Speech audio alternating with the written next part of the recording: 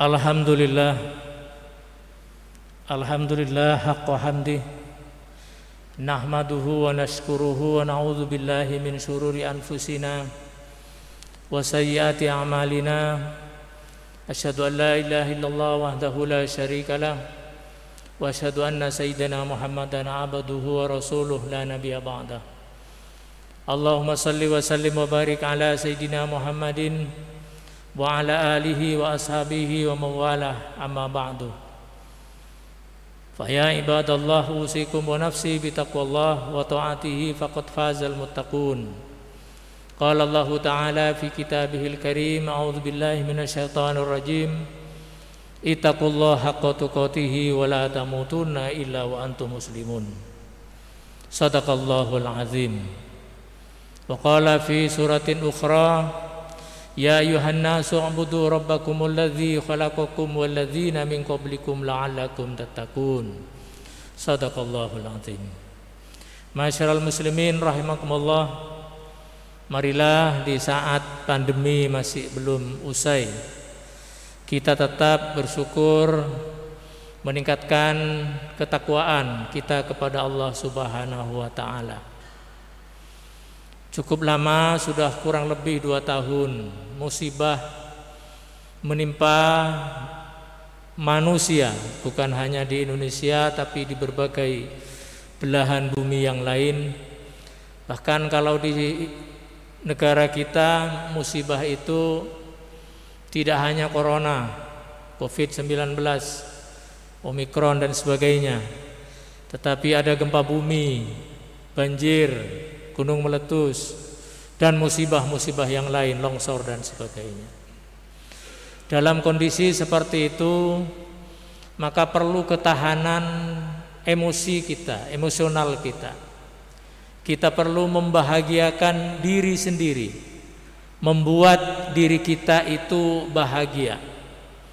Jadi bahagia itu bukan datang dengan sendirinya. Kalau kondisi normal mungkin kebahagiaan itu bisa langsung datang.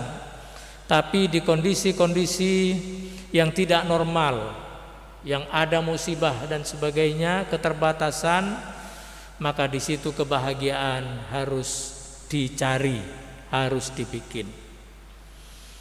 Kebahagiaan itu sebenarnya sudah ada dan diajarkan dalam Islam. Kalau kita melihat di dalam Al-Quran dan hadis Nabi, di situ terdapat kata-kata misalnya al-falah. Al-falah ini bisa diartikan dengan kebahagiaan. Ulaika humul muflihun.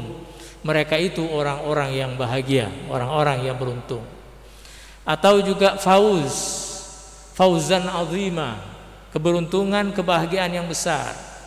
Atau kata sa'adah. Dalam hadis disebutkan sa'idun fid dunya wa sa'idun fil akhirah, bahagia di dunia dan bahagia di akhirat. Nah, kata yang terakhir ini yang akan kita bahas di dalam khutbah saat ini. Masyiral muslimin rahimakumullah, para ahli tidak ada yang bersepakat tentang apa definisi bahagia itu. Kalau bahasa Inggrisnya happiness, tidak ada kesepakatan. Mereka berbeda pendapat tentang apa sesungguhnya yang disebut dengan bahagia. Ed Diener misalnya, seorang psikolog terkenal, menyatakan bahwa yang disebut dengan kebahagiaan itu tergantung pada penilaian seseorang terhadap kehidupannya sendiri untuk mencapai kebahagiaan dan kepuasan hidup. Jadi kebahagiaan di sini bersifat subjektif. Tidak ada kebahagiaan yang bersifat objektif. Itu menurut dia. Apa alasannya? Ini bisa kita lihat dalam kehidupan sehari-hari. Sesuatu yang menurut orang tertentu itu membahagiakan, bagi orang lain mungkin itu ditertawakan. Salah satu contoh sederhana misalnya, memancing ikan di kolam pancing. Bagi orang-orang yang umum atau kebanyakan orang, memancing dari sore sampai pagi itu suatu kegiatan yang konyol. Di situ ikannya mungkin dapat sedikit, dimakan nyamuk dan sebagainya, membuang-buang waktu, tenaga. Tapi bagi orang tertentu itu sebuah kebahagiaan yang luar biasa. Bagi orang tertentu, jagongan di kafe, makan-makan di warung, yang sekarang ini lagi marak ya, di mana-mana itu ada, itu namanya warung, kafe dan sebagainya. Itu bagi orang tertentu dan itu sudah banyak. Nah, itu suatu kebahagiaan. Kita tidak bisa melarang mereka. Tapi bagi orang tertentu itu buang-buang waktu, buang-buang uang, buang-buang tenaga dan sebagainya. Karena itu menurut Ed Denner tadi bahwa kebahagiaan itu sifatnya sangat subjektif. Mungkin bagi orang tertentu ini membahagiakan, bagi orang lain tidak. Maka tidak heran kalau ada sesuatu yang direbut oleh banyak orang dan orang lain tertentu malah menjauh, tidak mau. Karena apa? Menurut dia itu tidak membahagiakan. Nah, ada pula, ini sudah sangat terkenal ya, namanya Maslow. Maslow menyatakan bahwa kebahagiaan itu akan muncul apabila manusia itu terpenuhi kebutuhannya, yang disebut dengan hierarki kebutuhan. Jadi Maslow mengatakan orang itu akan bahagia kalau kebutuhannya itu dipenuhi. Apa saja? Yang pertama, kebutuhan fisiologis, makan, minum, dan sebagainya. Dan itu berubah dari waktu ke waktu. Kalau dulu orang makan hanya untuk kenyang, sehat, kerja, sudah. Sekarang sudah berubah. Maka tidak mengherankan kalau orang lalu makan dengan makanan-makanan tertentu, bahkan gajinya 1 bulan itu habis hanya untuk makan. Pagi pakai online, siang pakai online, malam pakai online. Dan makanannya itu berganti-ganti karena tinggal pegang HP, tinggal pesan, lalu ada GoFood. Sehingga makan itu lalu menjadi style, gaya hidup. Nah, bagi orang tertentu, dan itu dia disebut bahagia, senang sekali dia. Bahkan bagi orang tertentu, laundry, mencuci, itu merupakan style dan kebanggaan daripada mencuci sendiri. Nah, itu macam-macam kebutuhan fisiologis yang semakin lama semakin berkembang. Dan itu tidak bisa dibendung oleh siapapun. Yang kedua, kebutuhan rasa aman. Nah, ini normal, setiap orang ingin aman. Maka tidak mengherankan kalau ada di tempat tertentu satpamnya, security-nya itu sangat banyak. Bahkan rumahnya pagarnya itu 10 meter. Supaya aman. Aman dari maling, aman dari gangguan orang, dan aman-aman yang lain. Itu wajar. Kemudian yang ketiga adalah kebutuhan sosial. Mencari teman sebanyak-banyaknya, mencari grup sebanyak-banyaknya. Kalau dalam agama ikut yasinan, tahlilan, RT dan sebagainya. Atau kalau di bidang umum, grup mobil, grup sepeda motor tertentu, lalu melakukan touring kemana-mana. Itu semua dalam rangka untuk merasa bahagia karena mempunyai teman, banyak teman. Kalau sekarang mungkin melalui media sosial, Facebook, WhatsApp, Instagram dan sebagainya. Sehingga kadang-kadang orang itu lupa pada apa dirinya karena begitu sibuk bersahabat dengan orang lain. Lupa pada anaknya, lupa pada suami atau istrinya. Hanya karena sudah kecanduan sosial, kehidupan sosial. Lalu yang berikutnya adalah penghargaan. Ini menurut Maslow. Orang akan bahagia kalau dihargai oleh orang lain. Semakin dia dihargai, semakin bahagia. Makanya banyak orang kemudian menempuh segala cara, termasuk dengan cara korupsi, menipu dan sebagainya, karena ingin dihargai oleh orang lain. Disebut orang yang high class misalnya, menjadi anggota sosialita, padahal kemampuannya tidak sampai ke situ. Ingin dihargai. Yang terakhir adalah aktualisasi diri menurut Maslow. Jadi seseorang itu ingin dirinya aktual, tulisan-tulisannya dibaca, pendapat-pendapatnya didengar, komen-komennya diikuti dan sebagainya dan sebagainya. Nah, ini menurut Maslow kalau orang tercapai ini semua maka dia akan bahagia. Pertanyaannya adalah apakah kebahagiaan itu harus memenuhi kelima kebutuhan itu, kalau harus memenuhi itu maka tidak ada orang yang bahagia di dunia ini. Tidak ada. Karena mesti ada salah satunya yang kurang. Nah, ini hanya psikolog ya yang memetakan bagaimana orang itu bahagia. Tetapi faktanya itu hanya teori saja. Prakteknya tidak seperti itu. Kalau bahasa Jawanya orang itu sawang sinawang. Orang yang kaya raya, pengusaha atau pejabat atau apalah, punya rumah yang megah, punya satpam yang banyak, hidupnya seakan-akan tentram. Dilihat oleh tukang becak yang parkir di depan rumahnya, di jalan depan rumahnya, itu kelihatannya wah hebat orang itu, bahagia orang itu. Belum tentu, bisa jadi orang itu tidak bisa tidur, banyak masalah, sampai amnesia. Tetapi si tukang becak setelah bekerja lalu tidur di depan itu dengan ngorok sampai pagi. Siapa yang lebih bahagia? Inilah kebahagiaan yang sangat relatif. Makanya tidak mesti kita harus memenuhi target-target tertentu untuk bahagia. Untuk bahagia tidak perlu harus kaya. Untuk bahagia tidak perlu harus aman dari segala musibah. Kalau menunggu aman dari musibah, kita tidak akan pernah bahagia. Nikmati saja, enjoy saja keadaan sekarang ini.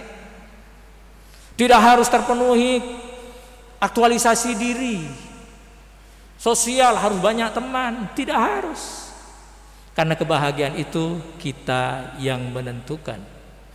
Makanya Al-Imam Al-Ghazali itu mengatakan bahwa kebahagiaan itu akan diperoleh apabila seseorang itu menekan hawa nafsunya, yang dia sebut dengan hawa nafsu hayawani dan hawa nafsu syaitani, lalu menggantinya dengan sifat-sifat malakut, sifat-sifat para malaikat, yakni sering bersyukur, sabar dan sebagainya.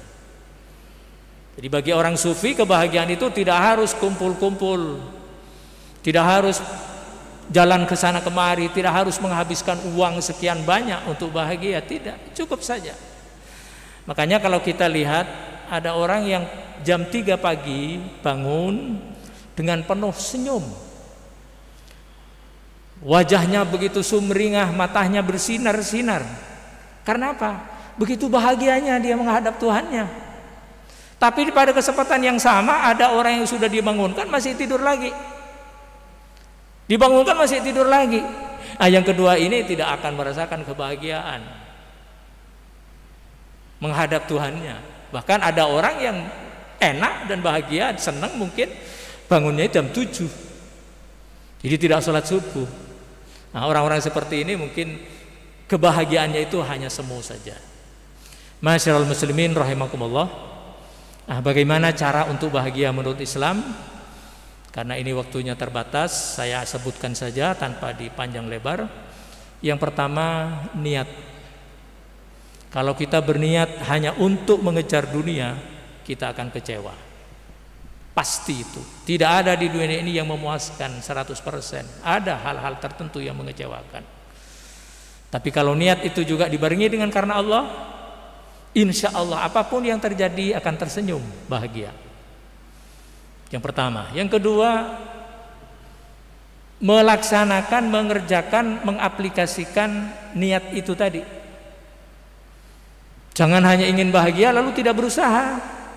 Umar bin Khattab pernah memukul pundak seorang pemuda yang sholat duha berrokaat-rokaat, kemudian menangis, Allahumma inna duha duhauka ingkana rizki fis samai. Nangis dia, dipukul oleh Umar, pergi sana. Allah itu tidak pernah menurunkan emas hanya karena kamu berdoa, berusahalah. Yang ketiga caranya adalah istiqomah. Kebahagiaan itu sering pergi, sering hilang. Maka cara untuk mempertahankannya agar tidak mudah stres adalah istiqomah. Meskipun ada hambatan itu tentu, tapi dengan istiqomah maka kebahagiaan akan bisa dipertahankan. Dan yang terakhir adalah tawakal kepada Allah Subhanahu wa taala. Fa idza azamta fatawakkal 'ala Allah. Jika kalian sudah berusaha maksimal, serahkan semuanya kepada Allah. Jangan ditunggu-tunggu. Orang yang menunggu sesuatu itu sangat menderita, apalagi kalau yang ditunggu itu tidak datang-datang. Maka dengan cara tawakal kepada Allah, dia akan merasakan kenikmatan setiap detik, tidak tergantung pada sesuatu yang di luar dirinya. Saya kira itu cara untuk mencapai bahagia di dunia dan akhirat. Barakallahu li wa lakum fil Qur'anil azim bima fihi minal ayati wa dzikril hakim innahu huwas samiul alim.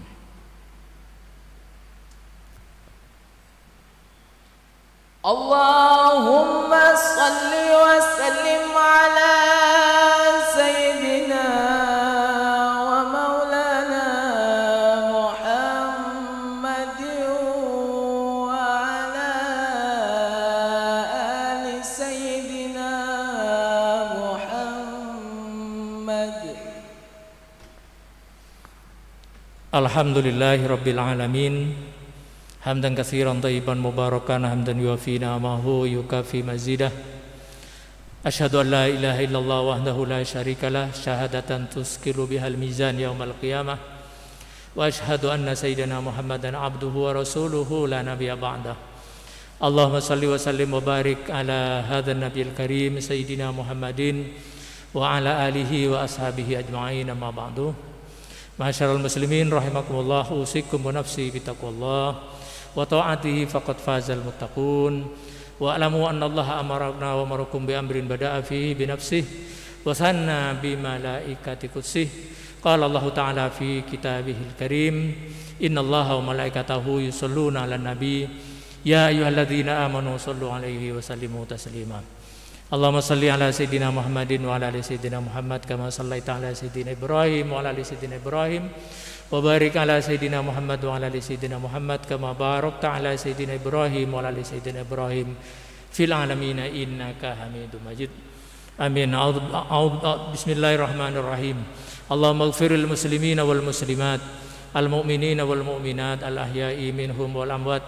Allahumma izzil islam wal muslimin wa ahlikil kafarat wal musyrikin wa ahli kalimataka ila yaumiddin. Allahumma a'inna ala dzikrika wa syukrika wa husni ibadatik. Rabbana innana sami'na munadiyan yunadi lil iman an aminu bi rabbikum fa amanna faghfir lana dzunubana warhamna wa tub 'alaina innaka tawwabur rahim. Rabbana zalamna anfusana wa illam taghfir lana wa tarhamna lanakunanna minal khasirin. Rabbana hab lana min azwajina wa dzurriyyatina qurrata a'yun waj'alna lil muttaqina imama. Rabbana atina fid dunya hasanah wa fil akhirati hasanah wa qina adzabannar wa adkhilnal jannata ma'al abrar ya aziz ya ghaffar ya rabbal alamin. Subhana rabbika rabbil izzati amma yasifun wa salamun alal mursalin walhamdulillahi rabbil alamin. Ibadallah innallaha ya'muru bil adli wal ihsan wa la dzikrullahi akbar.